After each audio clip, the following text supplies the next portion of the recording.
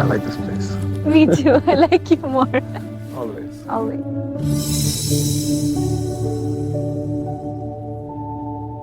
He married her for one reason: to utterly destroy her. But somewhere in the darkness of his revenge, he found himself healed by her light.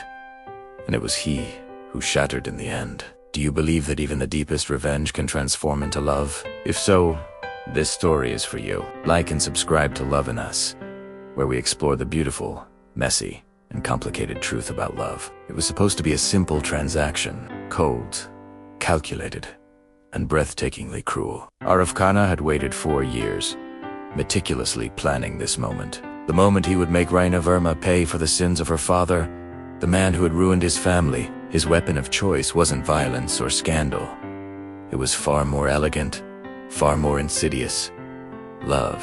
He wove his web with effortless charm. Raina, with her kind heart and gentle soul, was an easy target. She had no idea who he truly was. No clue about the darkness lurking behind his captivating smile. She thought their meeting was fate, a chance encounter at an art gallery, a shared passion for classic paintings, a spark that felt so incredibly rare. It felt like a fairy tale, and within months, she belonged to him. The world watched, completely captivated, as the famously elusive billionaire, Aarav proposed to a girl who seemingly came from nowhere. Everyone saw a whirlwind romance. No one saw the trap being set. Their wedding wasn't a beginning. It was the first critical step in his master plan for her ruin. From the very first day of their marriage, he controlled every aspect of her life. The grand, empty mansion they lived in, the few people she was allowed to see, even the clothes she wore. He never raised his voice. He never laid a hand on her. His cruelty was much more refined. He dismantled her confidence piece by piece with chilling silence, with cold, dismissive stares, and with a twisted sort of kindness that left her feeling more alone than ever. Slowly, she began to wither. She was drowning in confusion, lost in the icy distance he created between them, and she did what so many of us do. She blamed herself.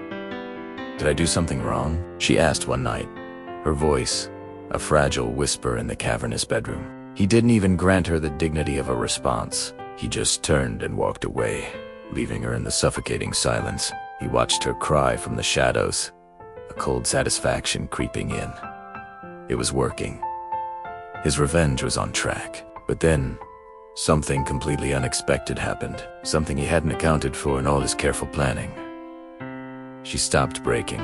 Instead of shattering into a million pieces, she began to find herself again. She started painting, her canvases filling with vibrant colors that defied the grayness of her life. She started reading again, losing herself in worlds of poetry and prose. She started laughing, sharing quiet jokes with the maids who saw her not as a billionaire's wife, but as a lonely young woman.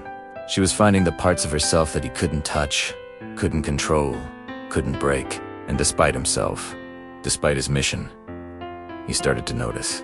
He saw the genuine, unguarded smile that graced her lips when she thought no one was looking. He noticed how she still left a cup of hot tea on his desk every morning, even after he had ignored her for days on end. He saw the way she forgave his coldness, over and over again, with a grace he didn't deserve. Each small act of her quiet resilience was like a needle, piercing through the armor he had built around his heart. Guilt, a slow and steady poison, began to seep into his veins. One cool night, he found her asleep on the balcony, curled up in a chair with a book of poetry resting on her lap. Her cheeks were still damp with tears. The sight of her, so vulnerable yet so strong, struck him with a force he couldn't comprehend. He knelt beside her, his voice a hoarse whisper he barely recognized as his own. "You don't deserve this." She stared at the sound, her eyes fluttering open. "What did you say?" she asked, her voice thick with sleep. He immediately recoiled, the old habits of deception kicking in. "Nothing," he lied, standing up abruptly. But it was too late.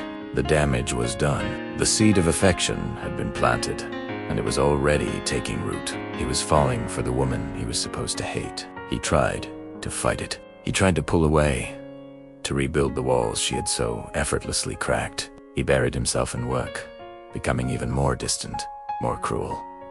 but it was no use. She had already breached his defenses. The ice around his heart was melting, and he was powerless to stop it.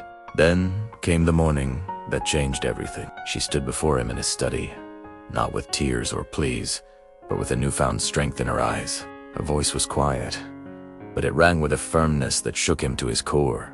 "I don't know what I did to make you hate me," she said, her gaze unwavering, "but I'm done apologizing for existing." In that single moment, his entire world shifted on its axis. The woman he had set out to break, the fragile girl he had intended to crush, was standing before him, taller and stronger than ever. She hadn't just survived his storm. She had learned to dance in the rain. That night, he kissed her, and for the first time, it wasn't a performance.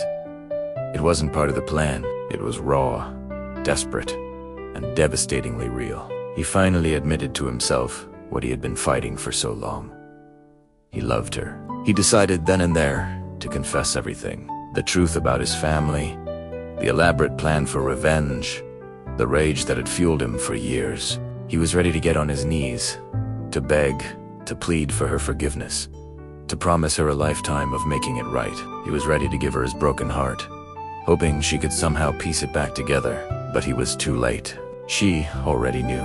A file, carelessly left unlocked in his desk drawer, the one containing every detail of his vengeful plot. She had found it weeks ago, and she had said nothing. She was standing by the door, her bags packed. Her eyes were glassy with unshed tears, but they held no weakness, only a profound, heartbreaking sorrow. "I wanted to see," she said, her voice steady. "I wanted to see if you'd fall for me the way I fell for you. Jew, Dith, and now you get to live with it." He reached out, a trembling hand. "Please," he choked out, the words tearing from his soul. "Raina, please. I love you." A sad, beautiful smile touched her lips. "I know," she whispered. "Then this hurts you too." And with those final, devastating words, she turned and walked out of his life, leaving him shattered in the ruins of his own creation. If you believe that love born from lies can still leave the deepest scars, don't forget to like this video and subscribe to Lovin' Us. We bring you more heartbreaking stories that twist, ache, and linger long after the final line. Thanks for watching.